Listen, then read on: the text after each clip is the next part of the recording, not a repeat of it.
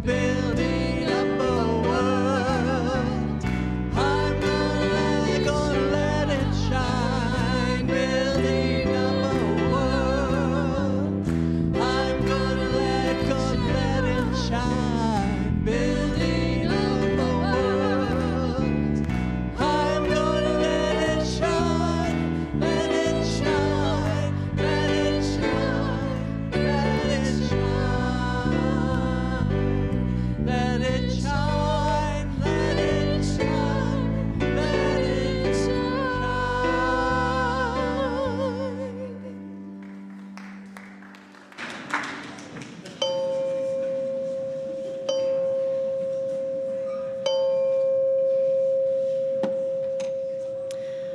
Good morning. Welcome to Valley Unitarian Universalist Congregation. My name is Amanda Schneider, she, her, and I will be your worship associate this morning. Today is Mother's Day, a day that can hold so many different emotions for each of us, obviously me. For some, it is a joyful celebration of mothers, grandmothers, and those who have been like mothers to us. For others, it may be a tender day, bringing memories of loss, longing, or complicated relationships. Whatever this day holds for you, you are welcome here this morning. May this be a space where we can hold one another with compassion, recognizing the many ways that love and nurturing shows up in our lives. If you are visiting us today, we want to extend an extra warm welcome. We're so glad you're here. If you feel comfortable and without any pressure, please stand briefly so we can acknowledge you and greet you more fully after the service.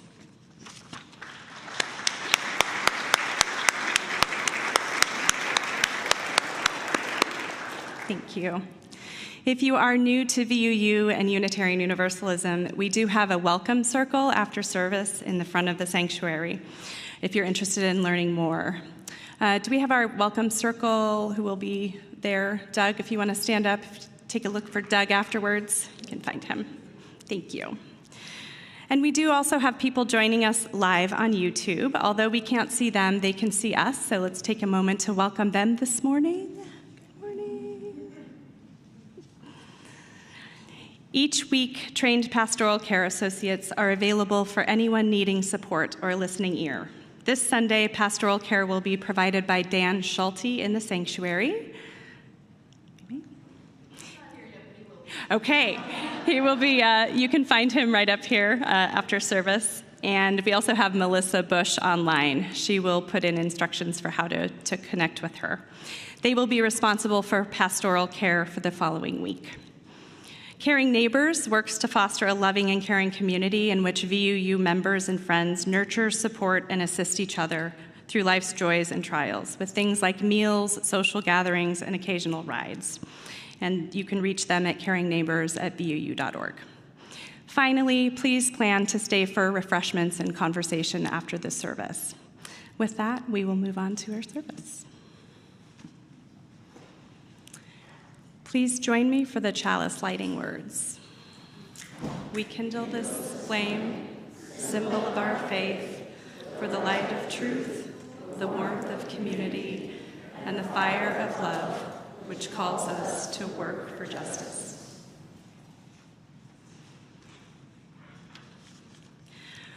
Come, let us gather in this sacred space, where imagination is a soil rich with possibility. Let us plant seeds of wonder, water them with curiosity, and tend them with community. May our minds open, our hearts awaken, and together may we nurture visions that grow beyond today. Come, let us worship and imagine anew.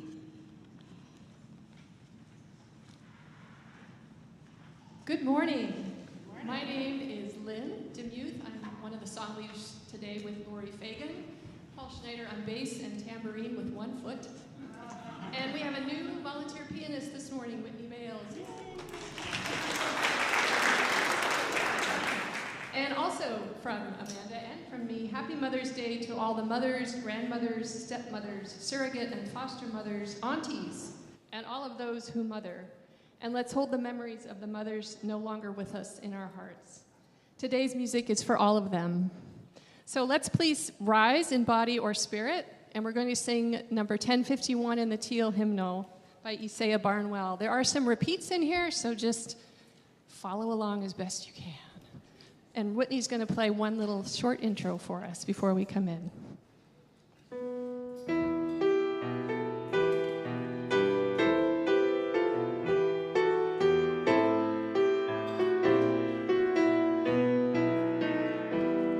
For each child that's born, a morning star rises and sings to the universe who we are.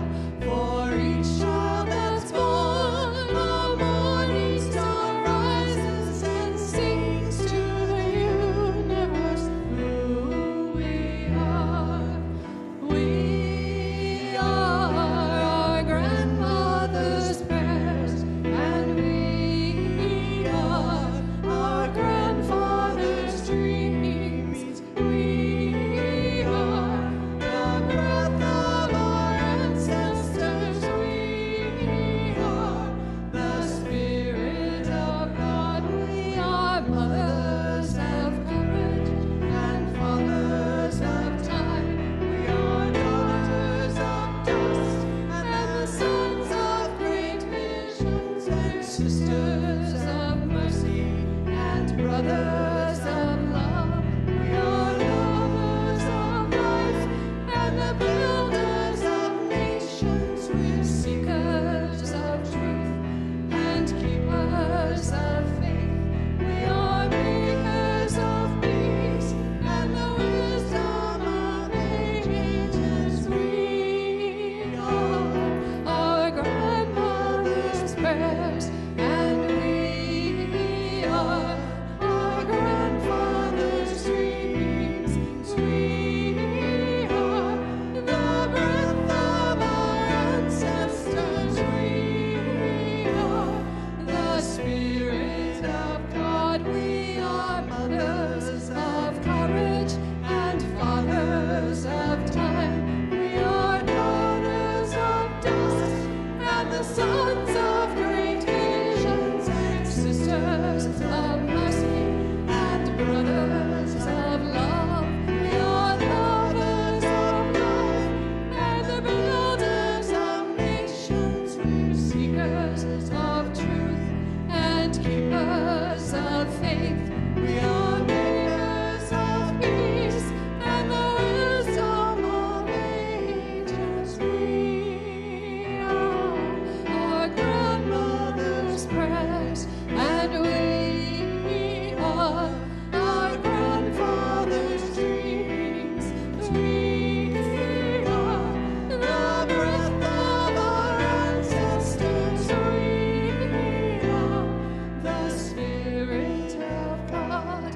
For each child that's born, the morning star rises and sings to the universe who we are. For each child that's born, a morning star rises and sings to the universe who we are. For each child that's born, a morning star rises and sings to the universe who we are.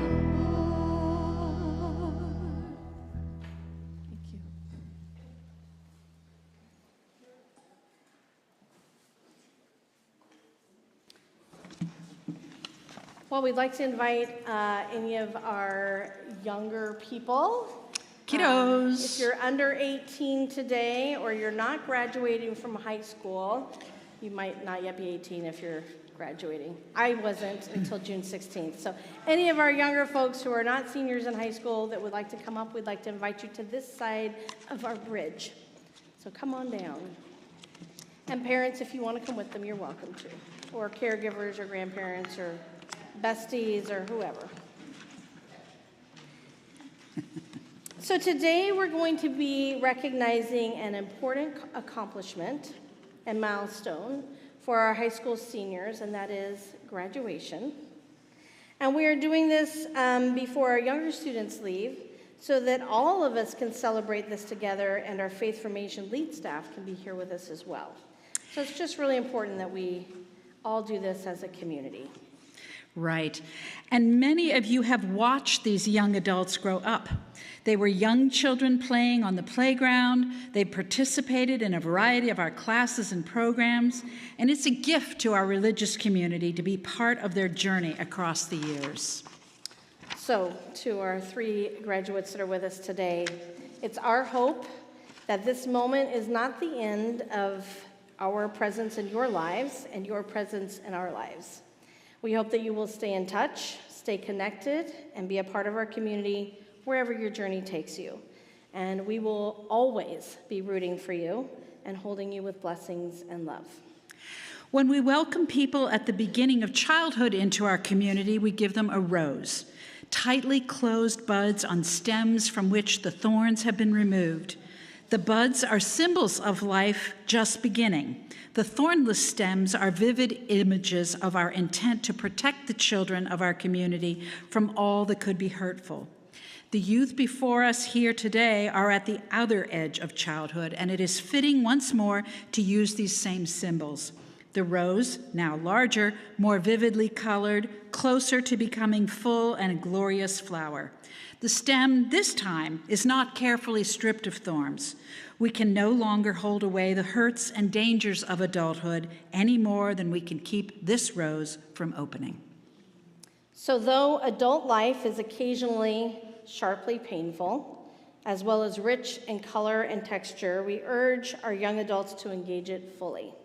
And while we're not able to protect them, we've tried to give them the tools to protect themselves, values by which to measure a life's worth, values and decisions about decision-making skills and the knowledge of how to think instead of what to think, a heritage of the right of conscience and the need to act on what conscience demands, and a spiritual community in which to test and refine the possible directions of their lives.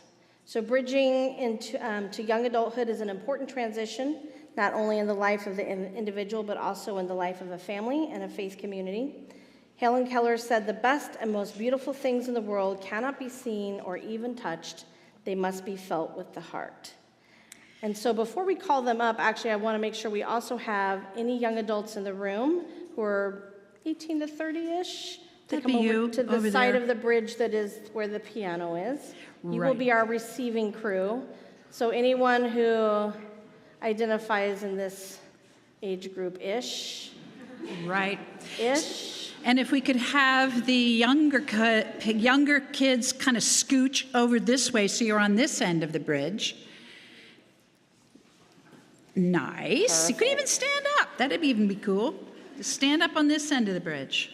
And we're going to invite Alex, Clarissa, and Edie to come on up to where Sarah is.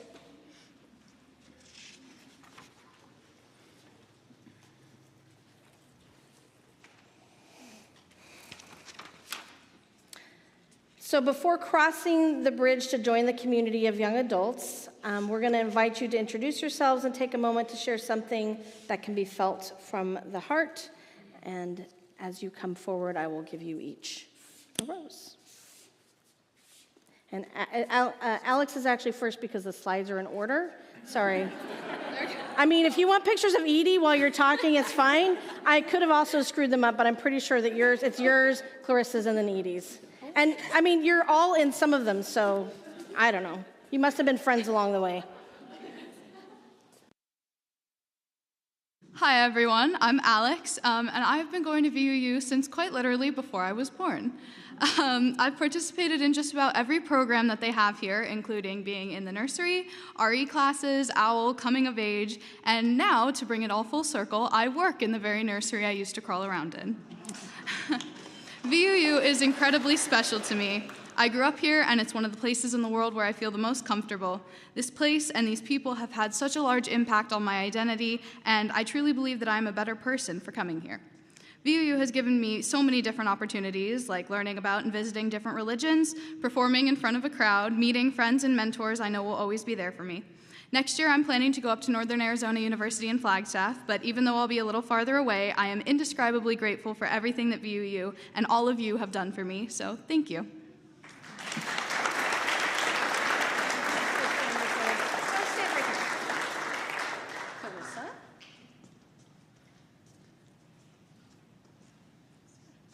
Hello, I'm Clarissa, and I've been at UU since before I was born still. However, I spent the first 9 of those years in Idaho. So I moved here in about 4th grade, and this was the first place I found friends in this searing sandscape of state. So thank you for that. It was with these same friends that I entered Coming of Age, OWL, and I got to go on the Boston trip, which was really great. So UVU has allowed me a broader perspective on life that I don't think I would have gotten anywhere else, and I'm truly grateful for all of that. Next year, I'm going to U of A. I'm to study biochemistry, and I will hope to see you guys again on breaks.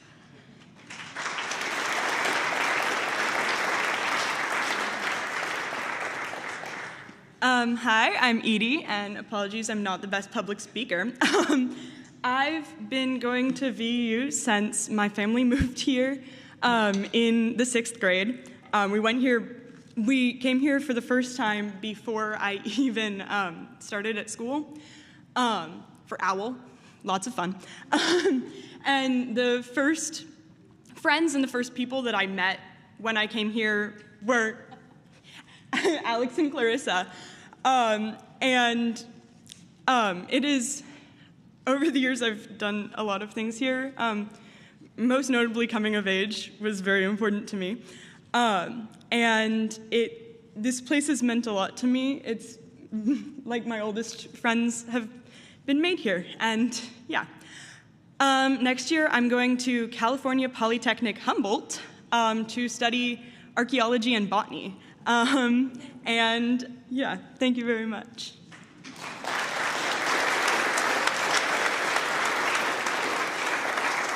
So I had the joy of being on that coming of age trip. It was the first time I had done coming of age, so I feel like you guys are also part of my introduction to VUU, so thank you. So I'm going to invite you to come down to the bridge, and these young ones will wave to you as you cross. Be careful crossing, it's a little treacherous bridge. And then the young adults on the other side will receive you. Yay!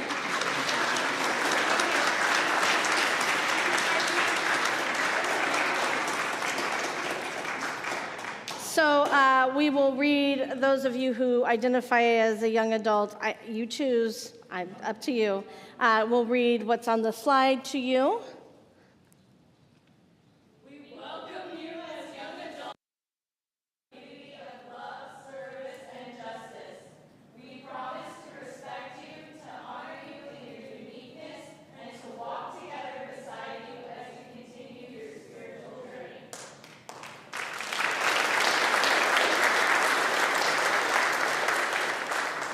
And for the whole congregation, we say, today we honor you. We express our pride in what you have already accomplished and what we know you will accomplish in the future. We pledge to be in community with you and accept all the blessings and responsibilities that brings us. And before you leave, and we sing a song, the song, in fact, each of them chose a special glass-made chalice necklace that Margarita made, and I'll let them show you. They don't have the thing to hold it yet, so they'll have to pick out the thing they want most. So Alex, Edie, and Clarissa. So they have a little chalice necklace they can wear everywhere now to remember this community and Unitarian Universalism. And now I think we have a song we sing for this.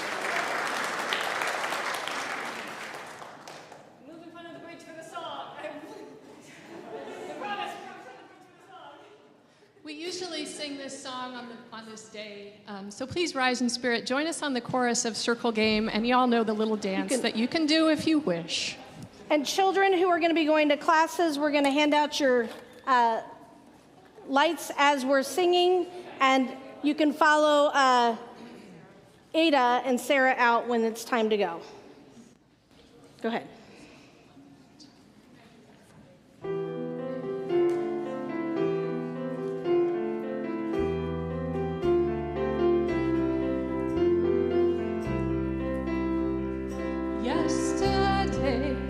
child came out to wonder,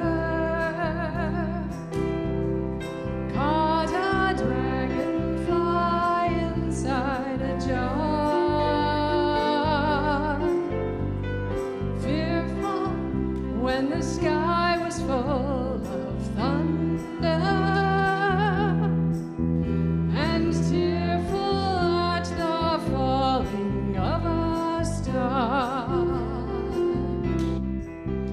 And the seasons, they go round and round, and the painted ponies go up and down. We're captive on the carousel of time. We can't return, we can only look from behind, from where we came, and go round and round and round in the circle game. Then the child moved 10 times round the seasons, skated over 10 clear frozen streams. Words like "when you're older" must appease her, and promises of someday make her dreams. And the seasons, they go round and round, and the painted ponies go up and down. We're captive on the carousel of time. We can't return, we can only look behind from where we came, and go round and round and round in the circle game. 16 springs and 16 summers gone now. Cartwheels turn to cartwheels through the town, and they tell her, take your time, it won't be long now, till you drag your feet to slow the circles down. And the seasons, they go round and round, and the painted ponies go up and down. We're captive on the carousel of time. We can't return, we can only look behind from where we came, and go round and round and round in the circle game.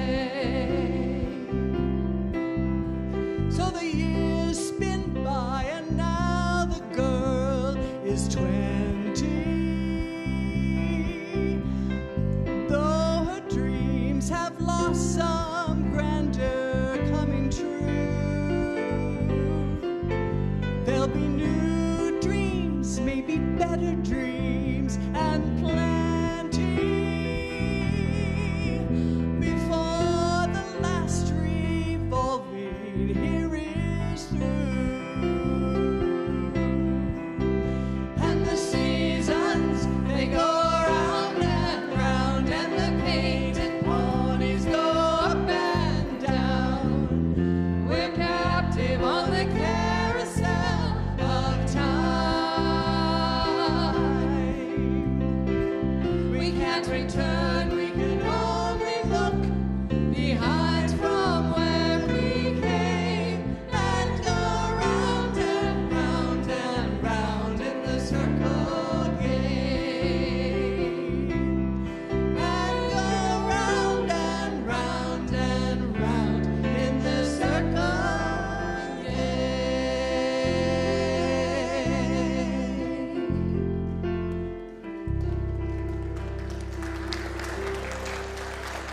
Congratulations.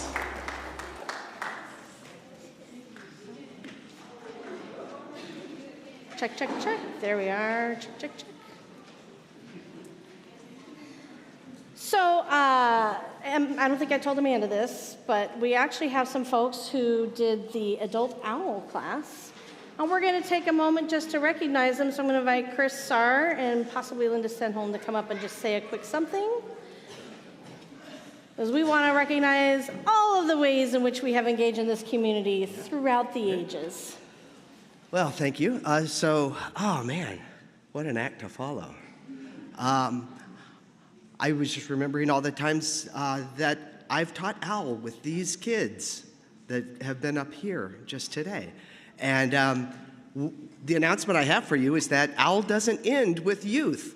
We at VUU actually have adult OWL programs. And I brought props because you kids might remember this, but we're actually doing an M&M game in today's class, but it's our final class of our adult OWL season. I want to let you all know you can watch for the sign-ups and sign up for our next adult class. But if there's any members here, we'll do this like we recognize guests. If you're willing and able to share with us that you were in adult OWL, please rise. Hey, Chris, tell us what OWL is for the new people. OWL is Our Whole Lives Sexuality Education, and it's a comprehensive sex ed program, and we actually have this adult version, which we get into some really wonderful, deep discussions as a group, and so I want to thank those. We had 7 participants this year in our adult class, and we had some really wonderful conversations, so thank you all for participating.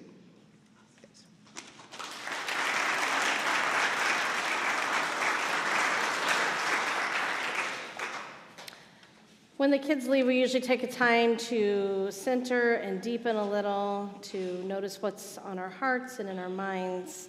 And we open with this reading from Reverend Sunshine Wolf, who is our new UUA Pacific Western Regional Lead. I hope we'll get a chance to meet them soon in our space.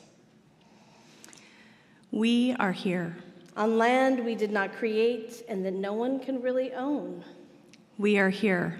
Because generation after generation, people committed to life. We are here. The product of sun and rain and earth. We are here. Inheritors of the best and worst of all our ancestors gave us. Here we are. Taking responsibility for our world, action by action, word by word. Here we are. The embodiment of responsibility through action and word. Of thousands upon thousands of lives we will never know. Here we are. Interwoven, a piece of the earth, the sky, the ancestors, and the harbingers of those who will call us ancestor. Here we are. Broken and whole, wholly broken, and unholy broken. We are here, and here we are, permeable pieces connected. Grateful for every strand of life, from the core of the earth to the dust at the edge of the universe, to each and every being.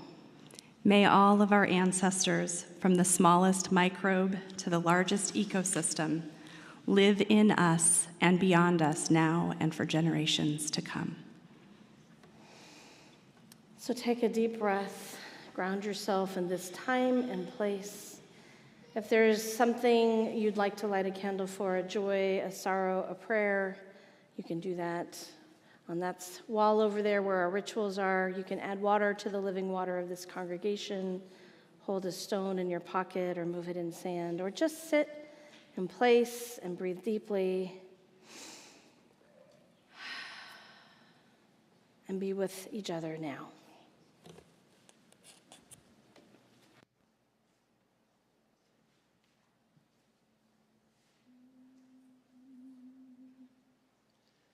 There is a love holding me.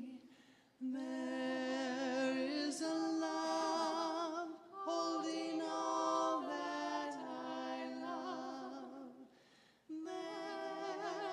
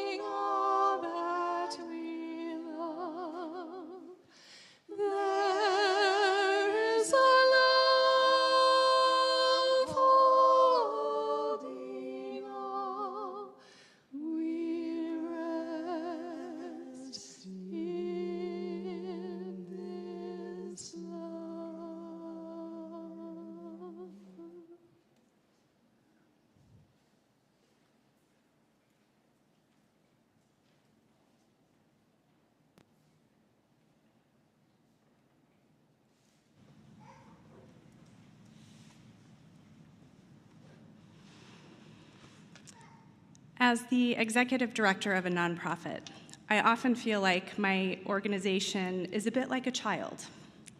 Not in a negative, diminishing way, of course, but rather in this way. It started as an idea our founder had, that grew into something real. It needs constant nurturing, guidance, and care. In the beginning, it was fragile like a newborn, relying on the dedication and energy of just a few. But over time, it has grown, taken its first steps, and found its voice. I'd say we're probably in the toddler phase right around now. My work is not just a job. It is something I feel a deep sense of responsibility toward. It isn't a thing that I own, but this living entity, one with a vision of change that exists beyond me.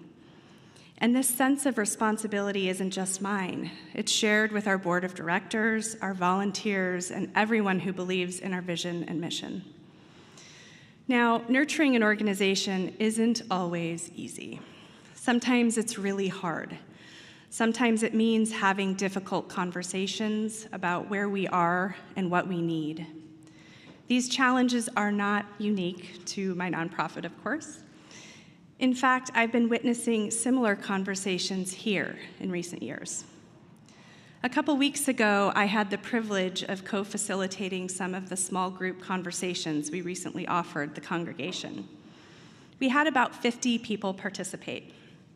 If you were one of them, whether you facilitated or participated, will you stand up or wave your hand so we can acknowledge you?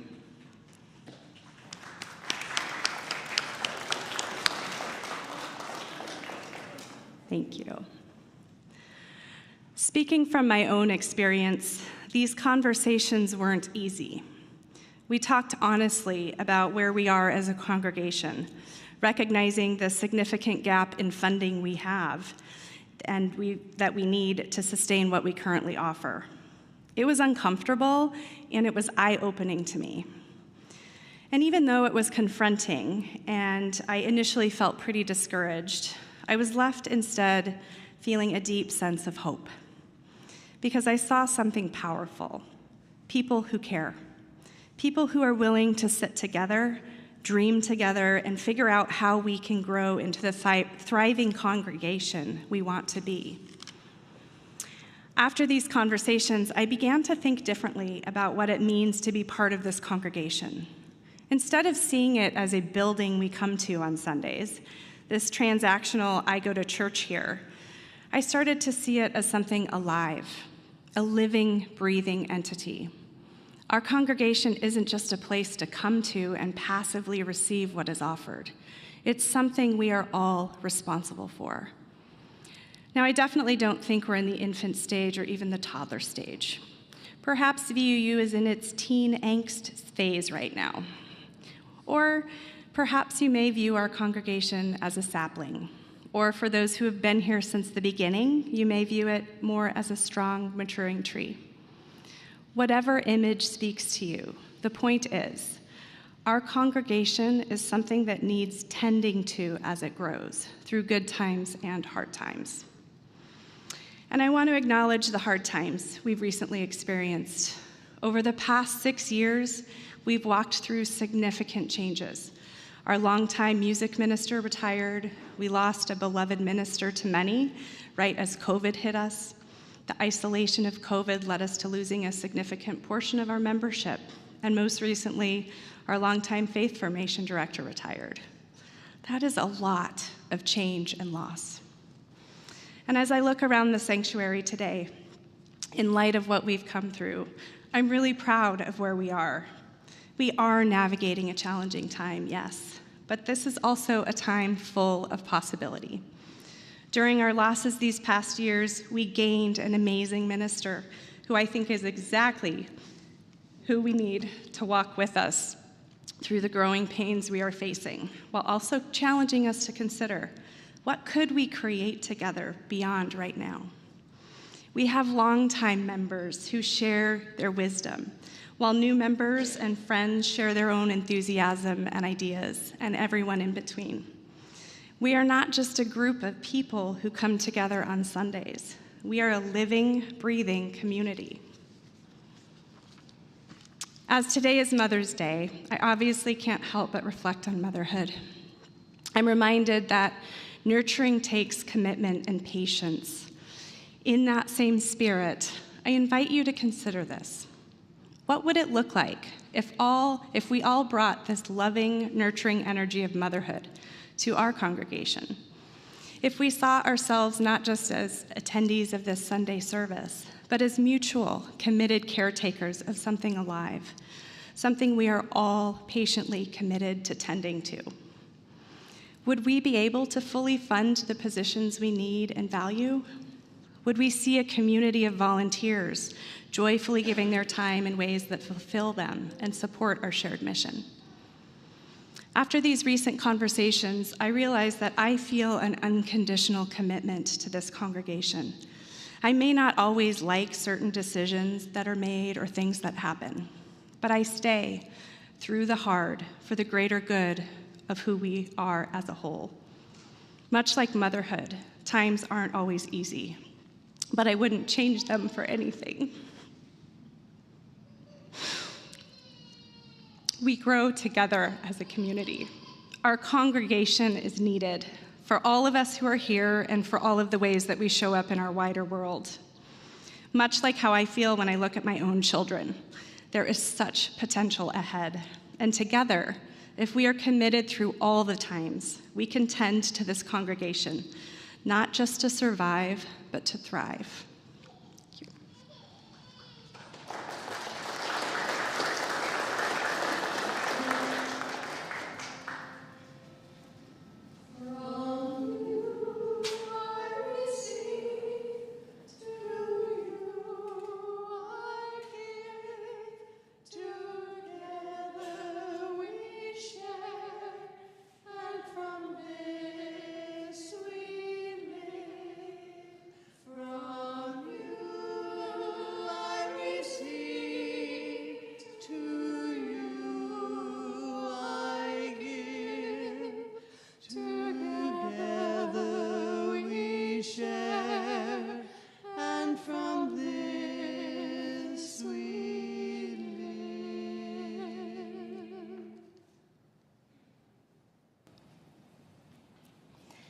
Antonio Machado asks, has my heart gone to sleep? Have the beehives of my dreams stopped working? The water wheel of my mind run dry? Scoops turning empty, only shadow inside? No, my heart is not asleep. It is awake, wide awake. Not asleep, not dreaming. Its eyes are opened wide, watching distant signals, listening on the rim of vast silence.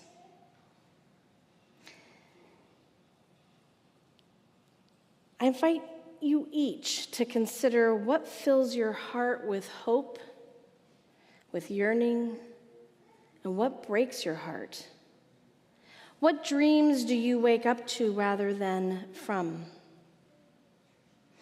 Engaging in a congregational community calls us to 3 levels of shared work: to our own personal growth, spiritual, intellectual, and emotional, to offer and receive care for one another through relationships that build our capacity for love and transformation, which we just heard begins at our youngest ages and follows us through our time together, and to engage in action and attention to our wider community, where we hone our skills and respond to the call to service for the common good.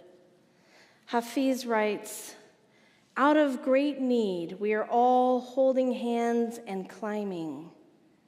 Not loving is a letting go. Listen, the terrain around here is far too dangerous for that.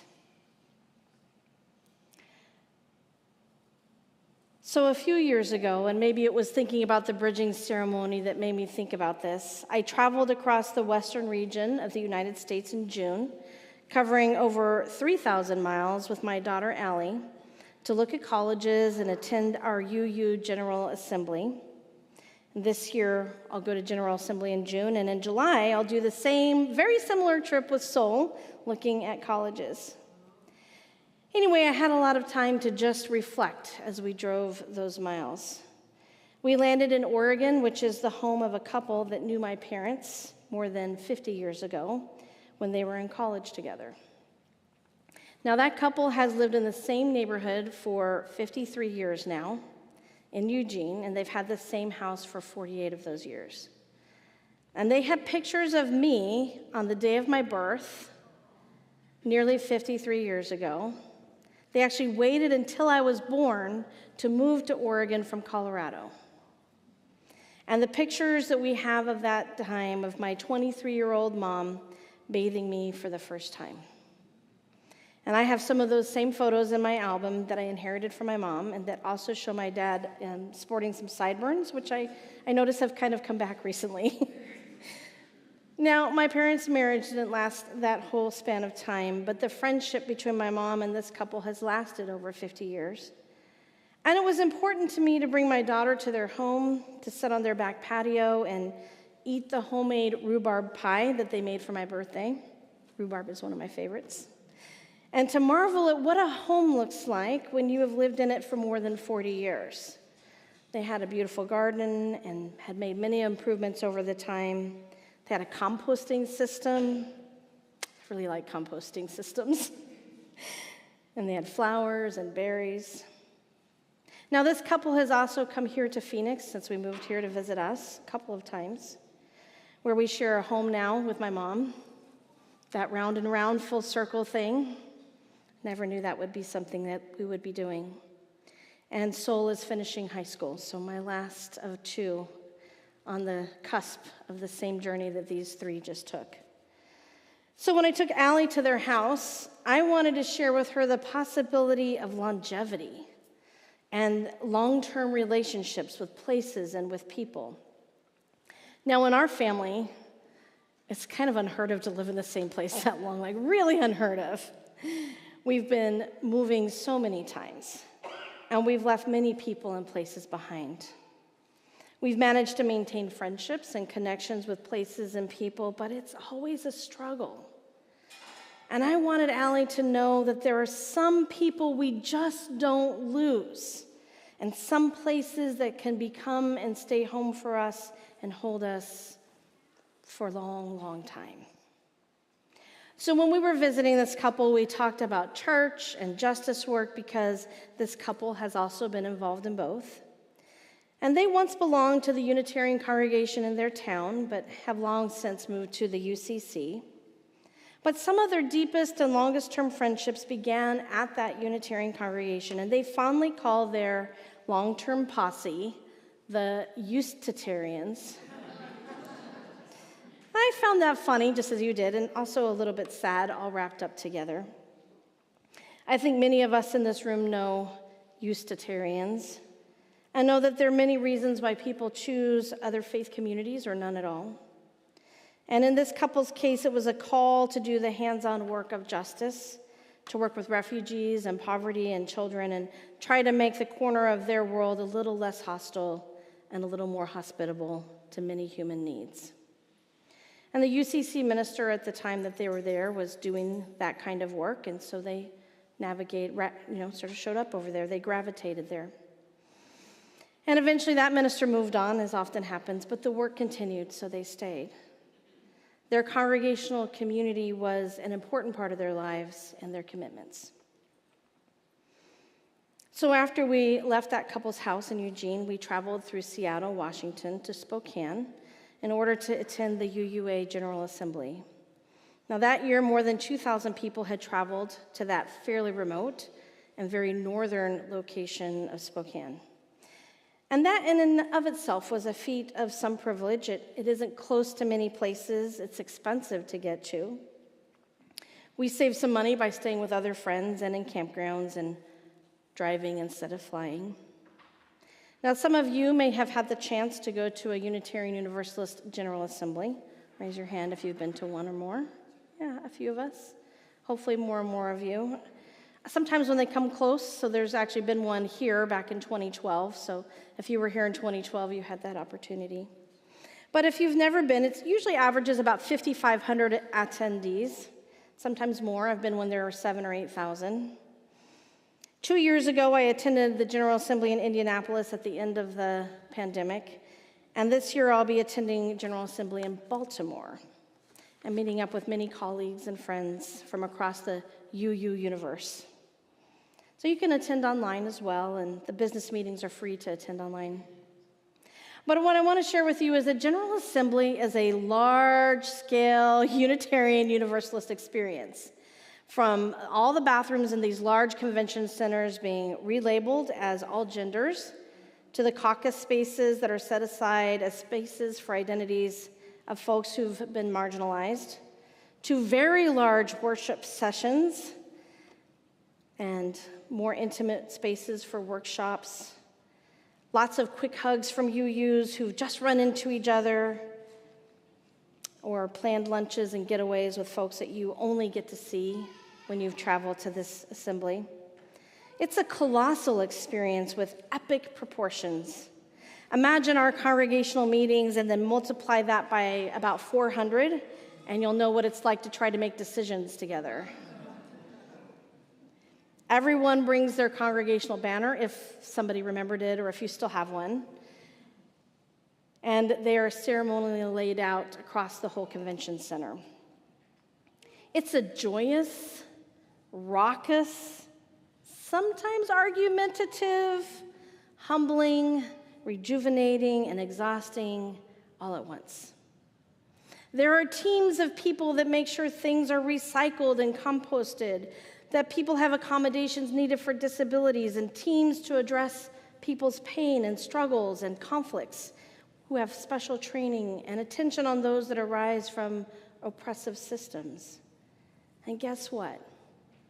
We make mistakes with each other, even when we don't mean to. So there's a team to help us make amends and to help us see and understand each other better. So back in 2019, I was having this beautiful, large-scale UU experience with all of these people, and I was feeling a little bit conflicted that my daughter hadn't registered to do the youth programming. Opting instead for some downtime makes sense, and to look at a college that was in town. And I felt conflicted because I wanted her to identify as a Unitarian Universalist, and yet I could see that this alone was not going to save her from all the things that I worried about for her future. I wanted her to feel like she belonged as a Unitarian Universalist, that she mattered, and that she could walk into any UU gathering and feel like she was among her people, to be welcomed with love and know her values were shared. And of course, I've wanted the same for Soul, whose journey included 2 more UU congregations than Allie's did. And I want that, obviously, for the 3 of you. Now, I needn't have worried. When Allie graduated last year, her words at the baccalaureate ceremony revealed not only her sense of belonging, but her continued commitment to the values she identified as Unitarian Universalist. Now, 6 years from her high school graduation, she's graduated and had traveled Europe and even gone to Tanzania. And now she's serving in the Peace Corps in youth development. She even met other UUs in that training of Peace Corps folks. I shouldn't be surprised, right? She's absolutely living the values she learned from the 5 UU congregations that helped us raise her. And as for Soul, I'm excited to travel with him and the other coming-of-age teens later this month. I've watched him make his own connections to UU adults and youth, and I've been blown away by his recent impact project to raise funds for organizations that are doing work that he cares about. Just as I'm constantly blown away by all of our youth. Their talents and commitments are already shaping the world that we live in, and even this congregation. So because of this, I want all of our kids and youth to find in our congregation and our UU communities a home where they can belong and be cared for, to be seen and make meaningful contributions. And I want this for all of you adults as well. I want it for all of us, gathered here today and in all the ways that we gather and connect. I hope we can always find ways to belong to one another, and that our children will grow into young adults that continue to value this experience. I hope for this even in the moments when we're struggling to understand each other and to undo harm and our own complicity in harm that others have experienced. I hope for this even when we're using different language to describe similar values, even when we don't all agree on or like or accept changes that are happening in our own congregational lives. I remember the feeling I had when I looked at that picture of my mom holding me and those pictures in that album from that family. And the feeling that I've had when I ran into people I met in Unitarian churches somewhere in the last 30 years, randomly bumping into them at a general assembly. It's also the feeling I get when I look at a garden that has been tended for decades, knowing that some years were better than others. It's the feeling I have when I show up at protests also, and I manage to find so many beloveds there marching along with me. Members of this congregation and your friends, members of the other UU congregations and our sister congregations across the valley, people from organizations that we partner with. It's the feeling I get when we walk together with immigrants and support their needs, and when we make our voices heard in the state legislature or the city council or Congress, and when we show up at public meetings to speak up against racist or homophobic or transphobic policies. There's work to be done, and we need each other to do it. And there's a place for everyone in shaping the future to be more inclusive, more equitable, and developing ourselves to be more generous and welcoming. Friends, I love our people. And I don't want to be a Eustatarian. And I don't want my family to be Eustatarians either, although I will love them either way.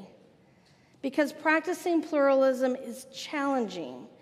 We need to be careful not to welcome in from one door and push out from the other. And additionally, when we welcome in, we need to be ready to be changed by one another. Reverend Marta Valentin told us in her 2019 sermon that sometimes people of color has shown up in our tradition because our theology is life-saving for so many. And sometimes they've found once in our denomination that our culture is not always the inclusive welcome that we intend for it to be. And UUA President Reverend Susan Frederick Gray at the time said, "It is easy to hold up a light and declare that everyone is welcome. It is harder to build a place where everyone is actually at home." I'm going to say that again. It's easy to hold up a light and declare that everyone is welcome. It's harder to build a place where everyone is actually at home. Now, I don't know what our shared future here holds, but I do know that I have a commitment to this faith and to this community, to those who are organizing for needs in the community, and to people of all ages who show up on Sunday to recharge and reconnect, to learn and to grow. To the people who've crossed the border to be in this community, and to the people struggling to get through each day, who show up here a few times a month for a good night's sleep and a meal. I have a commitment to my family and my friends strewn across the country. This is a promise of a different future, one where we can proclaim a saving theology and a culture of liberation and solidarity for all. One where we can transcend these to see each other's struggles and needs without retreating into defensiveness and excuses. So I'm living into this question about what it means to be long-haul people. What does it mean to be long-haul people? What it means to stay in a place and to love it and its people, even when you don't always agree or understand each other. Sometimes we have to take a deep breath and settle in, knowing that a well-tended community is a thing that develops over time and with mistakes, just as the well-tended garden. Simon Ortiz says, that dream shall have a name after all, and it will not be a vengeful, but wealthy with love and compassion and knowledge. And it will rise in this heart, which is our America. You might not realize it, but VUU is turning 60 this year. Yes? So happy 60th birthday, UU, Valley Unitarian Universalist. I hope that 60 signifies for us a young age and that we have a real longevity together. Blessed be.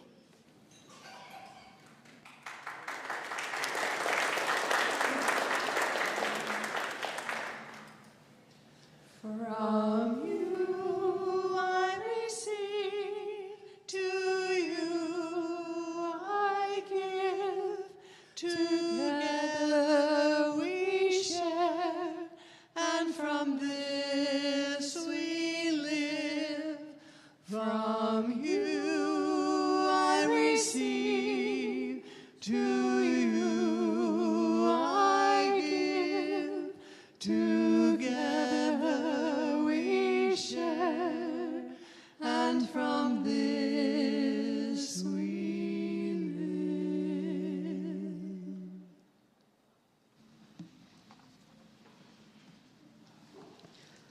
Long Haul People by Rudy Nemser. You find them in churches when you're lucky. Other places too, though I mostly only know congregational varieties.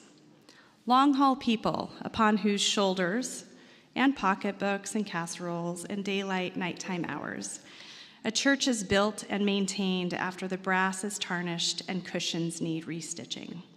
They pay their pledges full and on time, even when the music's modern. Support each canvas, though the sermons aren't always short. Mow lawns and come to suppers. Teach Sunday school when there's no one else, and they'll miss the service.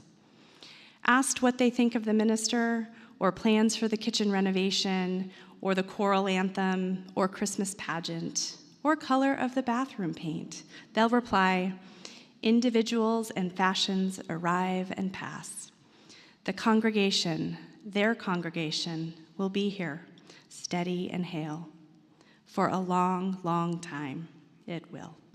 For long haul people bless the congregation with a very special blessing. Will the ushers please come forward and accept this morning's offering?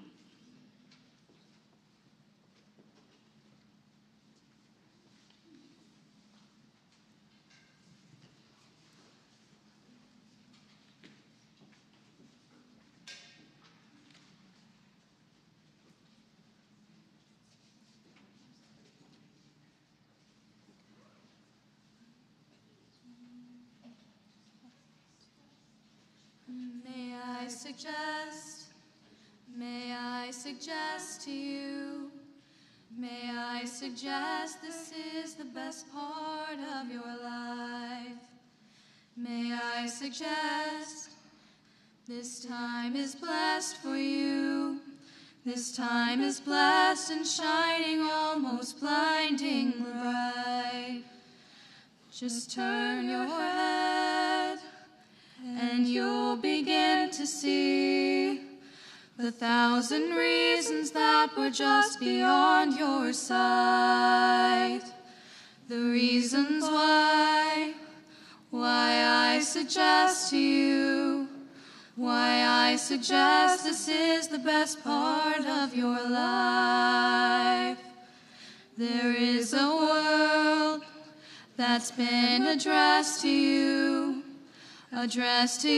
intended only for your eyes. A secret world, like a treasure chest to you, of private scenes and brilliant dreams that mesmerize. A tender lover's smile, a tiny baby's hands, the million stars that that fill the turning sky at night. Oh, I suggest to you, oh, I suggest this is the best part of your life. There is a hope that's been expressed in you, the hope of 7 generations, maybe more. This is the faith that they invest in you.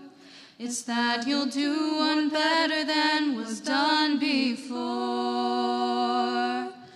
Inside you know, inside you understand, inside you know what's yours to finally set right.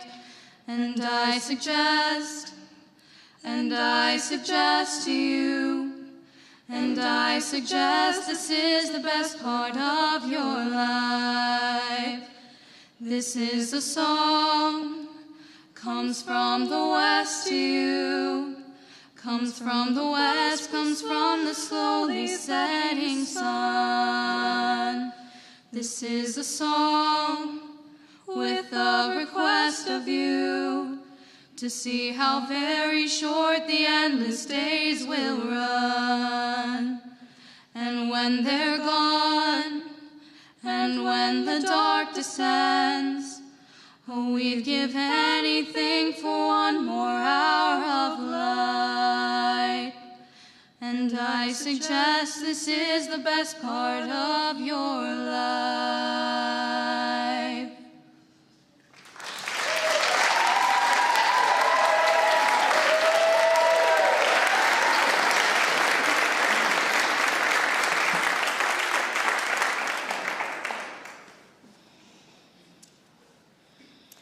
Under a sky the color of pea soup, she's looking at her work growing away there, actively, thickly, like grapevines or pole beans, as things grow in the real world, slowly enough. If you tend them properly, if you mulch, if you water, if you provide birds that eat insects a home and winter food, if the sun shines and you pick off the caterpillars, if the praying mantis comes and the ladybugs and the bees, then the plants flourish, but at their own internal clock. Connections are made slowly. Sometimes they grow underground. You cannot tell always by looking what is happening. More than half the tree is spread out in the soil under your feet. Penetrate quietly as the earthworm that blows no trumpet. Fight persistently as the creeper that brings down the tree. Spread like the squash plant that overruns the garden. Gnaw in the dark and use the sun to make sugar. Weave real connections. Create real nodes. Build real houses. Live a life you can endure. Make love that is loving. Keep tangling and interweaving and taking more in, a thicket and bramble wilderness to the outside, but to us interconnected with rabbit runs and burrows and lairs. Live as if you liked yourself, and it may happen. Reach out, keep reaching out, keep bringing in. This is how we are going to live for a long time. Not always.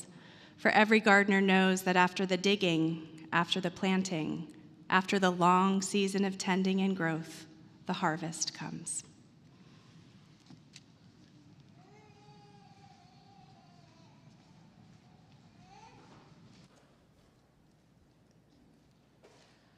Our closing song today is number 1008 in the Teal Hymnal, if you have one. When our heart is in a holy place, please rise in body or spirit while we sing.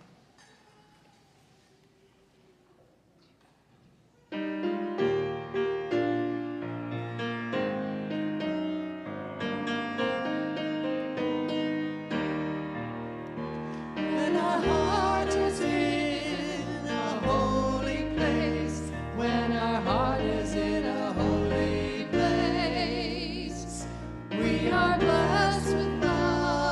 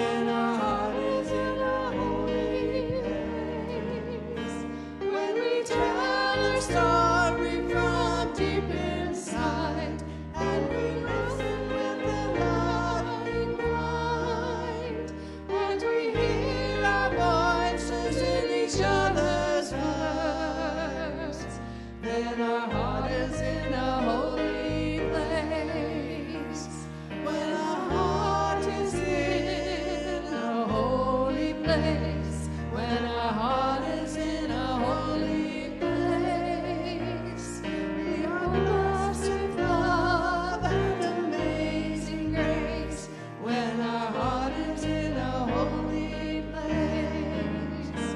When we share the silence of sacred space, and the God of our hearts dwells within, and we feel the power of each other's faith, then our heart is in a holy place. When our heart is in a holy place, when our heart is in a holy place, we are blessed with love and amazing grace. When our heart is in a holy place, when our heart is in a holy place. We're so glad you could all be with us this morning. I know many of us are already out celebrating mothers and parents in our lives. I just want to make a quick announcement. Perhaps you read in our happenings that we have a new music coordinator. And if you didn't read, you need to go back and read. She happens to be in the room with us today. We'll do a more formal introduction when she's here sort of ongoingly. But Meg Palermo, raise your hand up in the front. So if you want to take a chance to greet her, thank you for being with us. She's like the mystery shopper today.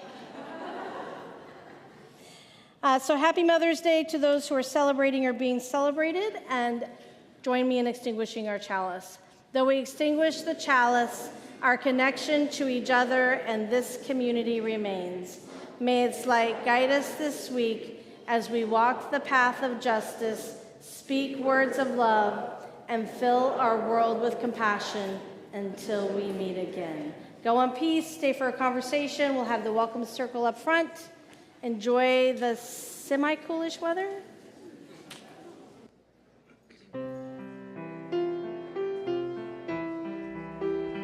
And the seasons, they go round and round, and the painted ponies go up and down.